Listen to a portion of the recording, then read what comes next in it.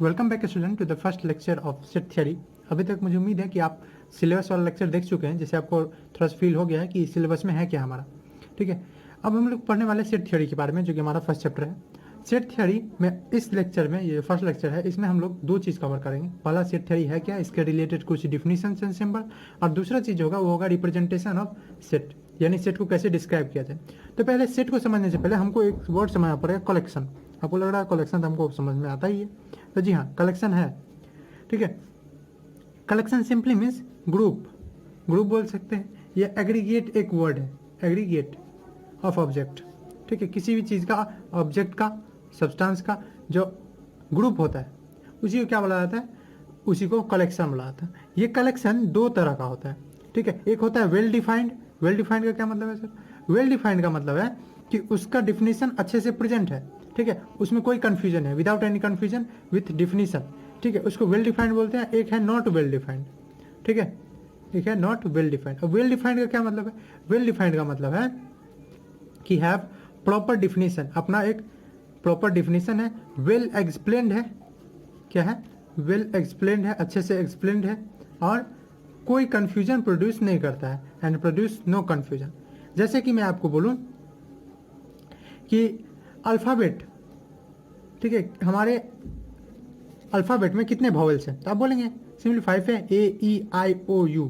ठीक है, तो ये वेल डिफाइंड है। वॉवेल हम लोगों को पता है कि वॉवेल क्या होते हैं, लेकिन यही मैं अगर आपसे पूछो कि वर्ल्ड का बेस्ट राइटर या टीचर कौन है, तो ये वेल डिफाइंड नहीं है। अब बेस्ट टीचर का डिफिनेशन है ही नहीं। आपके हिसाब से बेस्ट टीचर कोई और हो सकता है, मेरे हिसाब से कोई और हो सकता है। ठीक है, उसी तरह से अगर मैं बोलूँ कि सारे गुड हॉकी प्लेयर, जितने अच्छे हॉकी प्लेयर हैं उनका बताओ। ठीक है, जितने टैलेंटेड आप में स्टूडेंट है आपके क्लास में, उसका नाम बताओ, तो वो आपके लिए दिक्कत वाला होगा। किसी बच्चे के लिए टैलेंटेड कोई और भी हो सकता है। ठीक है, डिफिकल्ट टॉपिक बताओ मैथमेटिक्स का, वो वेल डिफाइंड नहीं है। आपके लिए कुछ और डिफिकल्ट है, लेकिन दूसरे के लिए कुछ और डिफिकल्ट हो सकता है, तो वो सब वेल डिफाइंड नहीं है। वो सब किस में आएगा? नॉट वेल डिफाइंड, जिसमें क्या होता है, प्रॉपरली एक्सप्लेन नहीं रखता है, हैव नो प्रॉपर एक्सप्लेनेशन, कोई प्रॉपर एक्सप्लेनेशन नहीं रहता है। ओके, एग्जाम्पल आप नोट कर ही लेंगे वेल डिफाइंड का। अब ये वेल डिफाइंड सेक्शन जो है, इसी को हम अभी पढ़ने वाले हैं। वेल डिफाइंड कलेक्शन जो है, वेल डिफाइंड कलेक्शन, इसी को बोला जाता है सेट या सेट्स। What is sets? तो well defined collection of any object. Well defined collection जो होता है किसी चीज का, किसी ऑब्जेक्ट का, उसी को क्या बोला जाता है? सेट्स। अब देखिए, वेल डिफाइंड का मतलब मैंने समझा दिया, कोई कंफ्यूजन नहीं प्रोड्यूस करे। एग्जाम्पल में, तो एग्जाम्पल आप लिख सकते हैं, collection of all natural number, सारे natural number. Collection of all natural number, सारे नेचुरल नंबर है, वो क्या है? डिफाइंड है। हाँ, नेचुरल नंबर 1 से शुरू होते हैं, जहाँ तक जाए, भले ही इनफाइनाइट है, लेकिन डिफाइंड तो है। तो हाँ, ये क्या है? ये एक क्या है चीज़ है? तो एक वेल डिफाइंड कलेक्शन है, यानी एक सेट है। अगर आपको पूछा जाए कि आपके क्लास में कितनी लड़कियां हैं, तो ये तो नहीं है कि ऐसा, आप तो नहीं समझ रहे हैं किसी के हिसाब से कोई लड़का होगा कोई लड़की, ऐसा नहीं। लड़की का तो नंबर आपकी क्लास में फिक्स होगा ना, तो वो एक सेट है। ठीक है, लेकिन यही मैं बोल दूं कि मोस्ट टैलेंटेड लड़कियां आपकी क्लास में कौन कौन है, then it is not a well defined. ठीक है, वेल डिफाइंड नहीं है। तो कलेक्शन को डिफाइंड होना चाहिए। ठीक है, कलेक्शन को अच्छे से डिफाइंड है। जैसे और एग्जाम्पल हम लोग ले लें, तो और एग्जाम्पल मैं अगर आपको बताऊं, collection of all month in year, सारे मंथ जो एक ईयर में होते हैं हम लोग का, तो 12 मंथ होते हैं। ठीक है, या ईयर में वो मंथ जो जे से शुरू होते हैं, तो जनवरी है, ठीक है, जून है, जुलाई है, यही तीन तो है। तो जो वेल डिफाइंड है कलेक्शन, उन्हीं को सेट्स कहा जाता है। जो नहीं है उनके बारे में हम लोग पढ़ते ही नहीं, वो नॉन वेल डिफाइंड है। पर आपको समझना होगा, नॉट वेल डिफाइंड में अक्सर ऐसा वर्ड एडजेक्टिव लगा होगा, जैसे गुड लगा सकता है, ठीक, मोस्ट लगा रह सकता है, बेस्ट लगा रह सकता है। तो आपको उसी हिसाब से समझ जाना है कि वो सब वेल डिफाइंड नहीं। ओके, ये तो समझे डिफिनीशन उसका। तो यहाँ से एक और चीज समझ सकते हैं कि क्या आपके अगर कोई क्वेश्चन पूछे कि can every collection be a set, क्या कोई भी कलेक्शन सेट कहा जा सकता है, तो नहीं। Can every collection be called set, तो नहीं, आपका जवाब होना चाहिए नहीं। ठीक है, सारे कलेक्शन को सेट नहीं कर सकते, only well defined collection are called set. हाँ, लेकिन सारा सेट एक कलेक्शन है। ठीक है, सारा सेट एक कलेक्शन है। क्यों? क्योंकि सेट तो है ही कलेक्शन। अब कौन सा कलेक्शन है? वेल डिफाइंड वाला। तो कलेक्शन तो है, तो सारे सेट कलेक्शन है, लेकिन all collection are not set. तो आप इसको ऐसे लिख सकते हैं, all collection are not set. ठीक है, सारे कलेक्शन जो है वो सेट नहीं है। तो कौन कलेक्शन सेट है? Only well defined collection. All collection are not set, set नहीं है। But all set are collection, पर सारे सेट जो है ठीक है, क्योंकि वो कलेक्शन है ही, वेल डिफाइंड कलेक्शन है, तो ऑल सेट्स आर क्या है, कलेक्शन। ठीक है, अब देखिए, अब जैसे मैं इसमें लिखूं, एक सेट को मैं ले लेता हूं। अब देखिए सेट का जो है ना एक तरीका है लिखने का, जो सेट होता है उसमें जो सेट डिफाइन किया जा रहा है उस सेट को कैपिटल लेटर से हम लोग डिनोट करते हैं। किसको? जो सेट डिफाइन किया जा रहा है, जैसे सेट ऑफ नेचुरल नंबर, तो उसको हम एन से डिनोट करेंगे, कैपिटल लेटर से। लेकिन इसके अंदर जो एलिमेंट है उसको हम, एलिमेंट मतलब इसके अंदर जो ऑब्जेक्ट है, वेल डिफाइंड कलेक्शन है ना ऑब्जेक्ट का, तो वो ऑब्जेक्ट जो होगा वो दिखाया जाएगा स्मॉल लेटर से। ठीक है, तो पहले हम इस चीज़ को समझ लीजिए और लिख लीजिए। तो हम लोग क्या लिख सकते हैं, sets are represented by capital letter. Set को कैसे लिखा जाता है, आर रिटेन या described in capital letter, capital letter से डिनोट किया जाता है। रिटर्न लिखना चाहता है denoted by capital letter, return हटा दिए, by capital letter, capital letter से। एंड उसका ऑब्जेक्ट जो है, उसका जो ऑब्जेक्ट है उसको एलिमेंट भी बनाता है। And it's object, well defined collection ही है ना, ऑब्जेक्ट का ही ना, तो वो जो ऑब्जेक्ट होगा जिसको हम एलिमेंट्स भी को बोलते हैं, कभी कभी हमें मिलेगा एलिमेंट्स, तो आपका डिफिनीशन हो ही गया, what is elements? Elements are the objects which belongs to a set, वो ऑब्जेक्ट जो सेट से बिलोंग करते हैं। तो इसका ऑब्जेक्ट जो है वो किससे डिनोट किया जाता है, or denoted by small letter या lower case by small letter. अब जैसे एग्जाम्पल मैं आपको बता दूं, आप लिखे, आपको एक क्वेश्चन है कि write set of all collection of vowel in our alphabet. तो हमारे अल्फाबेट है, वॉवेल कौन कौन है, एक है ए ई आई ओ यू, ठीक है, ए ई आई ओ यू। तो यहाँ पे आप जो लिखेंगे वो आप वॉवेल को भी से लिख सकते हैं आपके मन पे, ठीक है। और कलेक्शन जो इसको डिनोट करने का है वो आप कर्ली ब्रेसेस में करेंगे। ये रूल भी आप एक याद रख लीजिए। इसको अलग बनाने के लिए हम लोग क्या करते हैं, इसको कर्ली ब्रेसेस में, कर्ली मिडिल ब्रैकेट जिसको बोलते हैं, उसमें हम लोग डिनोट करते हैं। तो यहाँ आप लिख लेंगे ए ई आई ओ यू, ठीक है। तो ये जो क्या हो गया, ये हो गया हमारा कलेक्शन, ठीक है। वैसे ही जैसे कि अगर आपको पूछा जाए, ठीक है, अब एक मैं अति वाला क्वेश्चन पूछता हूँ, अगर मैं पूछूं कि सबसे डेंजरस एनिमल कौन है, ठीक है, तो उसका भी ये वेल डिफाइंड नहीं है। क्यों भैया वेल डिफाइंड क्यों नहीं है, तो होना चाहिए, ठीक है। तो वेल डिफाइंड इसलिए नहीं है क्योंकि इसका प्रॉपर डिफिनेशन नहीं है। ऑफ कोर्स डेंजरस सबके लिए अलग हो सकता है, किसी के लिए सांप, किसी के लिए सांप बच्चों का खेल होता है, किसी के लिए लायन बहुत डेंजरस है, डेंजरस का भी कोई डिफिनेशन नहीं है। ओके, अब जो कोई चीज़ है, जैसे नेचुरल नंबर लिखा हो, नेचुरल नंबर में मैं 10 तक इससे कम का नेचुरल नंबर का बात कर रहा हूँ, तो 1 2 3 4 5 6 7 8 9 10 या 10 तक का मैं बात कर रहा हूँ। तो ये जो है ये आ गया। अब इसमें कौन कौन एलिमेंट इससे मिल रहे हैं, ये क्या हो गया, यही जो है ये इसके ऑब्जेक्ट कहलाते हैं या एलिमेंट्स कहलाते हैं। तो कौन एलिमेंट्स इससे मिल रहे हैं, कौन नहीं मिल रहे हैं, तो इसको बार बार तो नहीं लिखेंगे 1 बिलोंग्स टू या 1 is a member of N, ऐसे लिखना थोड़ा अजीब होगा, ठीक है। अगर मैं लिखूँ 1 इज ए मेंबर, ठीक है, ऑफ नेचुरल नंबर, या चलिए उसको शॉर्ट करके मैं लिख भी देता हूँ ओपन, ये लिखना थोड़ा बड़ा है, या 1 इज कंटेन्ड है इसमें, या लिख देंगे 1 बिलोंग्स टू, तो ये सब थोड़ा हैवी हो जाता है। मैथमेटिक्स में इतना लिखना हम लोग को नहीं है, मैथमेटिक्स सभी चीज़ को इजी बनाने का काम करता है। तो इसी चीज़ के लिए एक सिंबल आ जाता है ऐसा, ये हल्का सा एप्सिलॉन जैसा है, एप्सिलॉन भी बोलते हैं इसको। तो इसको आप ऐसे लिखेंगे 1 बिलोंग्स टू, इसको क्या बोलेंगे, बिलोंग्स टू या member of content in belongs to N. ये 1 है वो बिलोंग कर रहा है किसको, एन को। इसमें बात करें तो यहाँ पे लिखेंगे ए जो है वो बिलोंग कर रहा है किसको, सॉरी हाँ, ए जो है बिलोंग कर रहा है बी को, ठीक है। तो ऐसे लिखने का तरीका, जो नहीं बिलोंग करेगा, जैसे यहाँ 11 बिलोंग नहीं कर रहा तो आप लिखेंगे 11। अगर आपसे पूछे 11 बिलोंग कर रहा है तो नहीं, 11 डज नॉट बिलोंग्स, तो इसके एक क्रॉस मार देंगे, does not belongs to N natural number, ठीक है। तो ये बात हुआ थोड़ा सा किसके बारे में, सेट के बारे में। अब एक और चीज़, इस चैप्टर में बहुत सारा हम लोग आएंगे ऐसे वर्ड्स पे जहाँ पे जिसका सिंबल फ्रिक्वेंटली यूज होता जाएगा, जल्दी जल्दी यूज होता जाएगा। तो उसका कुछ मैं सिंबल आपको दिखा दूँ कि कौन सिंबल का क्या मतलब है। एक आएगा आपका फ्रिक्वेंटली एन, एन मतलब होगा नेचुरल नंबर आपका। फिर आएगा होल नंबर, ठीक है, तो डब्ल्यू है उसके लिए, होल नंबर के लिए। उसके बाद आएगा आपका इंटीजर, इंटीजर के लिए आई नहीं यूज करेंगे हम लोग, जेड यूज करेंगे। क्या यूज करेंगे, जेड, जेड के लिए जेड होगा तो इंटीजर समझेंगे आप। उसके बाद एक क्यू, अगेन ये क्यू रेशनल नंबर के लिए, आर है रियल नंबर के लिए, ठीक है। तो ये रेशनल नंबर के लिए है क्यू, ठीक है, क्योंकि आर रिजर्व था तो क्यू कर दिया गया। उसके बाद है एक टी, ठीक है, टी, टी सोचिए क्या होगा, इरेशनल नंबर है ये, ठीक है, इरेशनल नंबर है। उसके बाद एक आपको जल्द ही मिलेगा आर, आर मतलब रेशनल नहीं रियल नंबर होता है, जो कलेक्शन है रेशनल और इरेशनल का, ओके। और लास्ट एक लिख लीजिए सी यानी कॉम्प्लेक्स, जिसको अभी पढ़े नहीं है लेकिन अभी क्लास 9 11th में ही पढ़ेंगे, कॉम्प्लेक्स नंबर। ये सारा जो है ये हम लोग सिंबल बार बार आते जाएंगे, तो इसीलिए मैंने आपको पहले समझा दिया। अब देखिए, अब हम लोग समझते हैं कि किसी सेट को कैसे रिप्रेजेंट किया जाए, ठीक है, कैसे डिस्क्राइब किया जाए। तो डिस्क्राइबिंग अ सेट, ठीक है, डिस्क्राइबिंग या किसी किसी बुक में या कहीं कहीं आपको मिलेगा डिस्क्रिप्शन ऑफ सेट, तो डिस्क्राइबिंग ऑफ अ सेट, किसी सेट को क्या बोल सकते हैं, रिप्रेजेंटेशन ऑफ सेट, कैसे रिप्रेजेंट करे दिखाए किसी सेट को। तो अभी तो आप बोलेंगे कि हाँ कर्ली ब्रेसेस में दिखा दो, तो ये भी एक तरीका, एक और तरीका है, उसके बारे में बहुत सारे तरीके हैं, लेकिन दो फेमस तरीका है जो आप लोग को पढ़ना है, उसके बारे में बात करते हैं, रिप्रेजेंटेशन ऑफ ए सेट। तो हमारे पास दो तरीका है।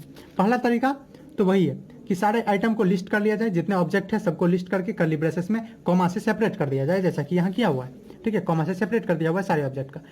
एक और तरीका है प्रॉपर्टी के हिसाब से, तो दोनों तरीका को हम लोग पढ़ते हैं। तो एक तरीका में हम लोग क्या करें, तो एक तरीका में सिंपली हम लोग लिस्ट कर दे रहे हैं, लिस्ट कर दे हैं जितने एलिमेंट है उनका लिस्ट बना दे रहे हैं, कर्ली ब्रेसेस के अंदर कॉमा से सेपरेट कर दिए।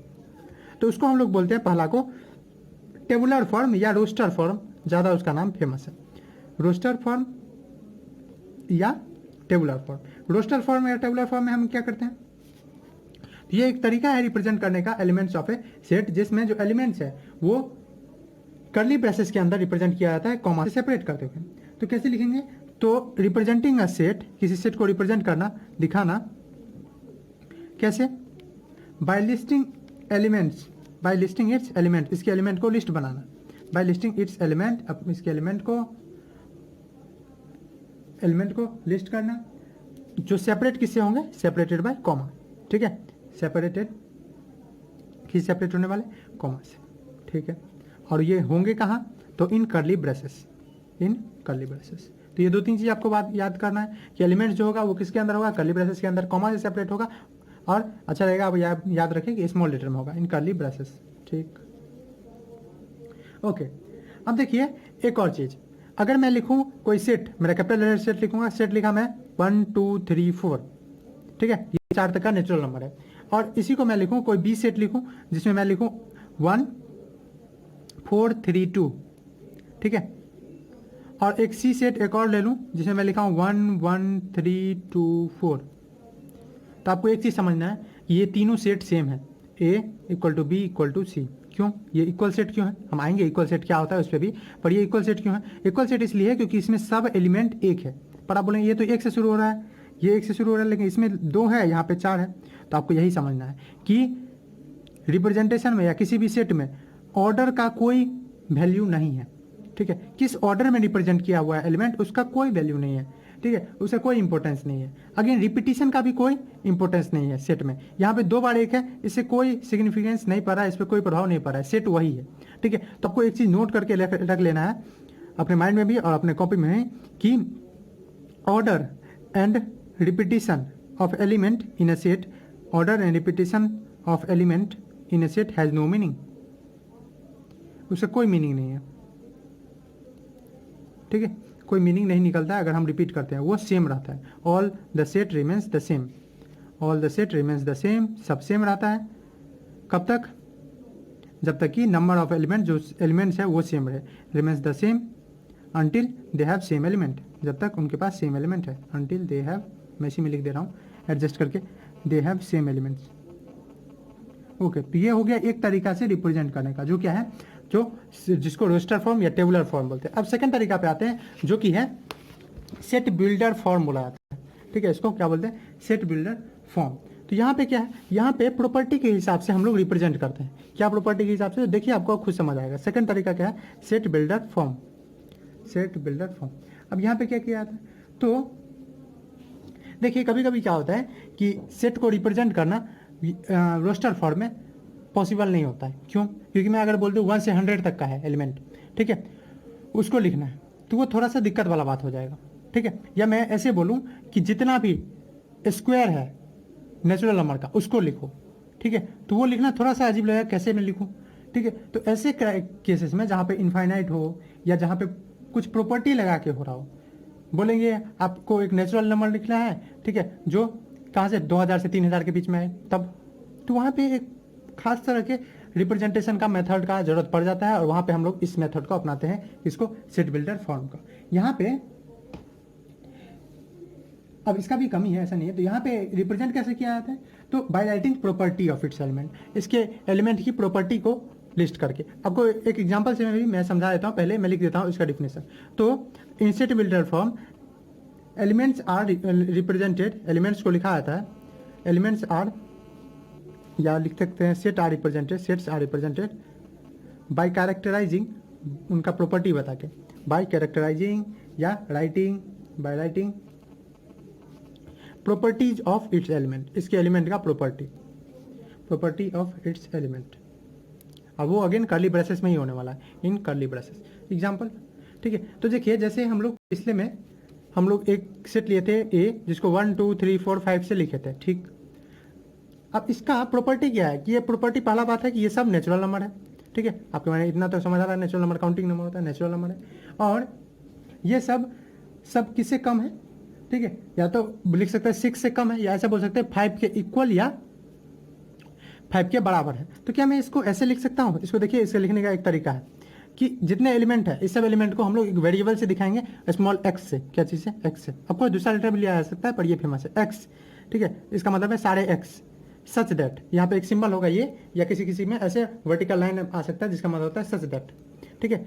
तो इसका मतलब हो गया, ये अभी इतना पढ़े, इसका मतलब हुआ सेट ऑफ ऑल एक्स, इतना यहाँ का मतलब हो गया, ठीक है। Set of all X such that, वो एक्स क्या है? इस तरह से है, such that X belong to natural number, वो एक्स क्या है? बिलोंग कर रहा है नेचुरल नंबर का। इसका तो मतलब समझते ही, X belong to natural number.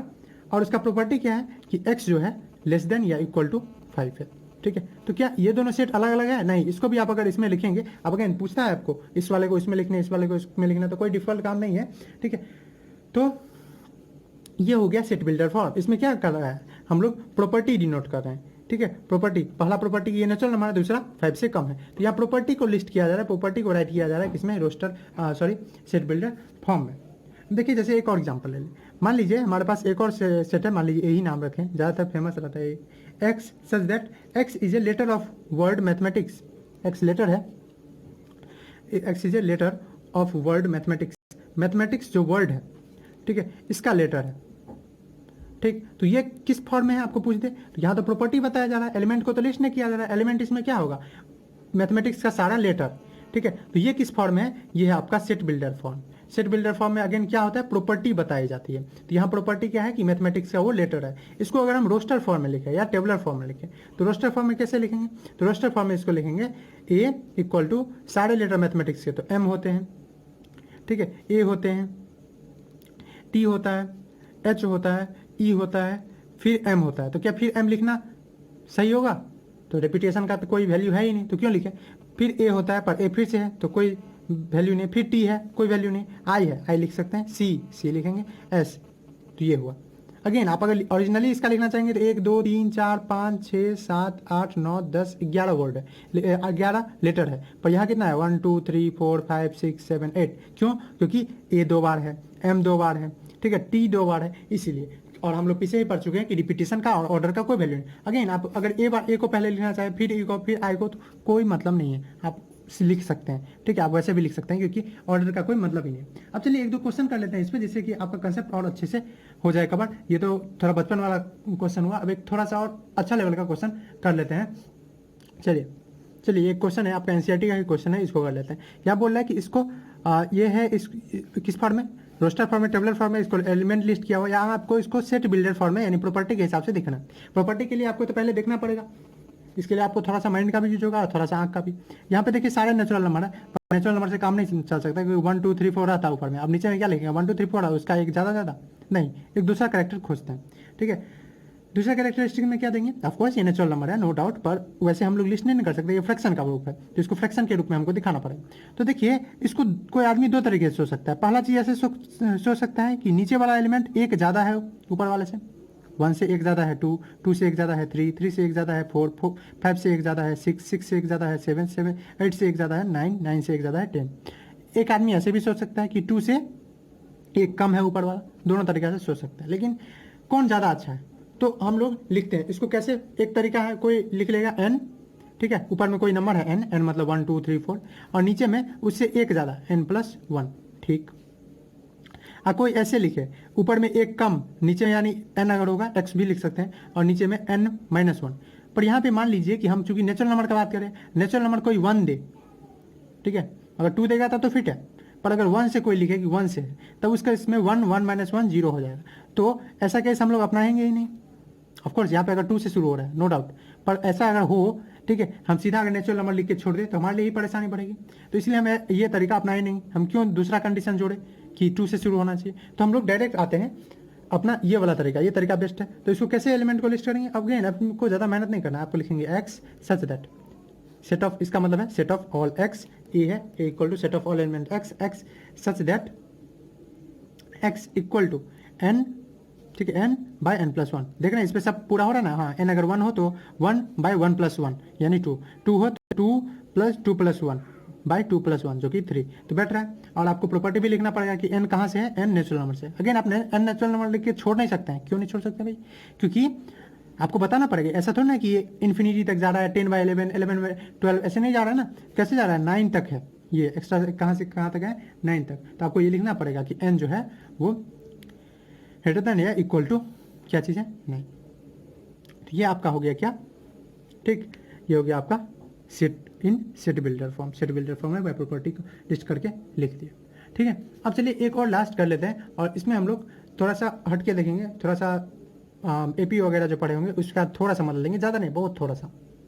चलिए ये क्वेश्चन देख लेते हैं, ये आपको थोड़ा देख के अर्थमेटिक प्रोग्रेशन अगर 10th में पढ़े होंगे तो उसका याद आ रहा होगा, थोड़ा थोड़ा वैसा ही है, पर चलिए देखते हैं। तो इसमें आपको क्या बोला, रोस्टर फॉर्म में लिखनी है, सेट बिल्डर में है कि रोस्टर फॉर्म में, तो आपको सेट बिल्डर में यहाँ प्रॉपर्टी लिस्ट किया हुआ है, ये नेचुरल नंबर है और नेचुरल नंबर ऐसे ऐसे, तो इसको आपको रोस्टर फॉर्म में यानी एलिमेंट इसका निकाल के इसको लिस्ट करना है। तो कैसे करेंगे, तो पहला बात देख लीजिए, यहाँ पे हम लोग एन से शुरू होंगे। अगेन यहाँ पे इनफाइनाइट है, यहाँ पे कोई नहीं दिया हुआ कि एन 10 से छोटा होना चाहिए या 9 तक होना चाहिए, ऐसा कोई कंडीशन है, मतलब चलते जाइए चलते जाइए, ठीक है। तो आपको ऐसा इन्फिनिटी वाला है, तो हम लोग बात करेंगे सेट जो होता है फाइनाइट भी होता है इनफाइनाइट भी होता है, डिपेंड करता है कि नंबर ऑफ एलिमेंट कितने हैं। तो चलिए यहाँ पे हम लोग एक चीज़ लिख सकते हैं, क्या चीज़, कि पहले तो हम A1 हमको दिया ही हुआ है, पहला एलिमेंट A1 मतलब first element, A1 equal to 1, इतना थोड़ा सा अंडरस्टैंडिंग आपके पास होगा। A2 कैसे निकलेगा, तो A2 का लिया हुआ है कि A2 निकलेगा, कोई भी जो निकालना है हमको वो कैसे कैसे निकलेगा, तो A2 को हम यहाँ से निकाल सकते हैं। A2 का मतलब क्या होगा, A1 प्लस 1, ठीक है, तब ना A2 होगा। और इसका क्या मतलब है, 3 इंटू A, और कौन N1 लिए है ना, ये 2 है क्या, यहाँ से 1 प्लस 1 से, N क्या लिया 1, यानी ये क्या हो जाएगा 3A1, यानी हमारा A2 जो हो गया वो कितना हो गया 3A1, यानी 3 इंटू A1 क्या है 1, तो ये क्या हो गया 3। अब A3 का मतलब क्या, A2 प्लस 1, ये जनरल टर्म दिया हुआ आपको, ठीक है, जनरल टर्म, तो A2 प्लस 1 यानी A3 क्या हो जाएगा, तो 3AN मतलब यहाँ 2 है, तो 3 इंटू A2 कितना है 3, तो 3 जा कितना आ गया 9। अगेन A अगर हमको 3 रखे, N इक्वल टू 3 रखे, तो 3 प्लस 1, तो ये क्या आ जाएगा, तो ये आ जाएगा A4, और A4 क्या हो जाएगा, A4 हो जाएगा 3, ये जनरल टर्म से 3A और 4 नहीं 3A, 3N दिया हुआ ना, N हम लोग कितना लिए हुए हैं 3, ये है N, ये है N, ठीक है, तो 3A यानी 3 इंटू 9 यानी 3 इंटू 9 27। ऐसे ही आप जाइएगा, एक और लास्ट हम निकालते हैं A4 प्लस 1 यानी 5th टर्म, ठीक है, यानी A5, तो ये कितना हो जाएगा 3A4 क्योंकि AN है, तो 3 इंटू क्या हो जाएगा A4 कितना है 27। अब इतना आप देखते जाएंगे, मल्टीप्लाई करते जाएगा तो ज़्यादा होते जाएगा। अब जहाँ आपको दिक्कत आए तो आप देखिए कोई ना कोई पैटर्न मिल जाएगा। यहाँ क्या मिला, A1 मिला 1, ये मिला 3, इसको हम 3 का स्क्वायर लिख सकते हैं क्या, हाँ लिख तो रहा है, लिख सकते हैं ये, हाँ 3 का क्यूब। अब आपको ये झटाक से नहीं आ जाएगा, मुझे प्रैक्टिस है तो मुझे आ रहा है, आप धीरे धीरे प्रैक्टिस करेंगे तब आएगा।